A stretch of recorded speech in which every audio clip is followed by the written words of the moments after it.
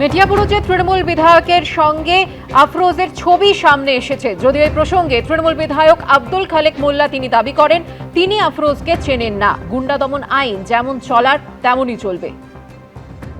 ইলেকশনের সময় অনেকেই হয়তো থাকতে পারে, তার জন্য কোনো ব্যাপার নয়।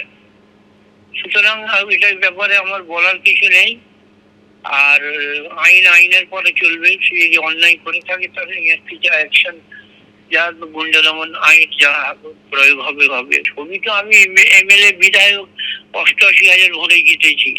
আমার তো মিটিং থাকলে যে কোনো লোক পাশে থাকতে পারে, আমি তো কাউকে সরিয়ে দিতে পারবো না। না, আমি ওকে চিনি না, বুঝলেন না। ও তো কোনো তৃণমূলের কোনো অ্যাক্টিভ ওয়ার্কার তো নয়। এমনি হয়তো সাপোর্টার হতে পারে। সোশ্যাল মিডিয়া জুড়ে এভাবেই কিন্তু বন্দুক হাতে আফরোজের রীতিমতো রিলসের ছড়াছড়ি, যেখানে মাফিয়া গ্যাং হিসেবে আফরোজ নিজেকে পরিচয় দিয়েছে।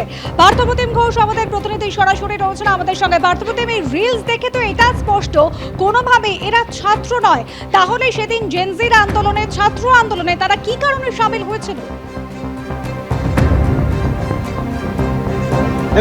এটাই হচ্ছে সব থেকে বড় প্রশ্ন। এই প্রশ্ন কিন্তু বারবার করে উঠছে। ছাত্ররা একটা আন্দোলন করছে, সেই জায়গায় একেবারে আন্দোলনের নামে যারা এসেছিল তারা কয়েকজনকে দেখা যাচ্ছে গুন্ডামি করছিল। এবং এই যে আফরোজ যাই গ্রেপ্তার করা হয়েছে, যে ভিডিও তুমি দেখলে, সে নিজেকে মাফিয়া বলে পরিচয় দিচ্ছে। সোশ্যাল মিডিয়ায় তার একাধিক রিলস ভিডিও, এবং সে যে বিষয় বলছে একেবারে মাফিয়া লিডারদের মতো হাতে বন্দুক নিয়ে সবাই তাকে ঘিরে রয়েছে, এবং তার নাম দিয়েছে যে টিম মাফিয়া। এবং এই রকম নাম দিয়ে একেবারে নিজেকে যে মাফিয়া হিসেবে দেখতে পছন্দ করে, কখনো হেঁটে চলেছে হাতে বন্দুক নিয়ে, যদিও এই পিস্তল আসল না নকল সে বিষয়ে জানা নেই। এবং সে হচ্ছে নিজেকে মাফিয়া ডন হিসেবেই পরিচয় দিচ্ছে সামাজিক মাধ্যমে এসে। সে হচ্ছে কিনা নিটের পরীক্ষার্থীদের যে আন্দোলন, সেই আন্দোলনে আসছে। এসে তার কি ভূমিকা দেখা যাচ্ছে? তার ভূমিকা দেখা যাচ্ছে উপস্থিত পুলিশ কর্মীরা যারা ধর্মতলায় ছিলেন তাদের দিকে হামলা করছে, তাদের দিকে বোতল ছুটছে, জুতো ছুটছে, অন্যদিকে হচ্ছে এলাকায় ভ্যান্ডালিজম করছে। কর্তব্যরত যারা সংবাদ মাধ্যমের কর্মীরা ছিল তাদেরকে হেনস্থা করছে, তাদেরকে মারধর করছে।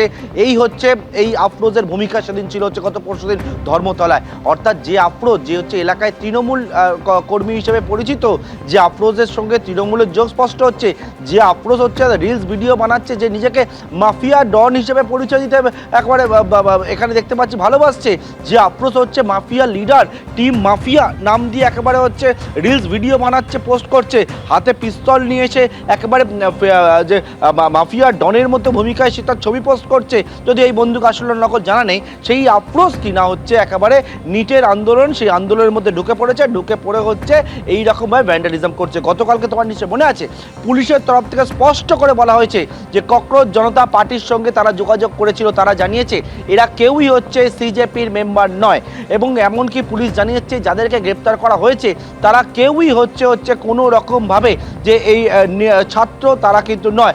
অর্থাৎ ছাত্রদের এই যে আন্দোলন, যে আন্দোলনকে মধ্যে ঢুকে একেবারে রীতিমতো গুন্ডামি করেছে এরা, তেমনটাই কিন্তু পুলিশের তরফ থেকে বলা হচ্ছে। এবং তার জন্যই ইতিমধ্যে 14 জনকে পুলিশ গ্রেপ্তার করে, যার মধ্যে আফরোজ রয়েছে। এবং আফরোজ সম্পর্কে, আফরোজের কি ভূমিকা, আফরোজ কি করে, সেই বিষয়টা সামনে এলো। এবং এটাও তোমায় জানিয়ে রাখি, ইতিমধ্যেও যে বিষয়টা পুলিশ এখন জানার চেষ্টা করছে এবং দেখছে, ইতিমধ্যে পাচ্ছ আফরোজের কিন্তু পুরনো কিছু ক্রাইমের সঙ্গে যুক্ত থাকার বিষয়েও কিন্তু পুলিশের সেই তথ্য উঠে আসছে। একেবারে তদন্ত তো চলবে। পার্থপ্রতিম, তুমি আমাদের সঙ্গে থাকো। এই যে মোহাম্মদ আফরোজ, যাকে ধর্মতলায় ধুন্ধুমার কাণ্ড বাঁধানোর অপরাধে ইতিমধ্যে গ্রেপ্তার করা হয়েছে, তার একাধিক ছবি কিন্তু সামনে আসছে, একাধিক রিল সামনে আসছে, যেখানে বন্দুক হাতে দেখা যাচ্ছে মোহাম্মদ আফরোজকে। কে এই আফরোজ? স্থানীয় সূত্রে খবর, তৃণমূল কর্মী হিসেবেই এলাকায় পরিচিত ছিলেন এই আফরোজ।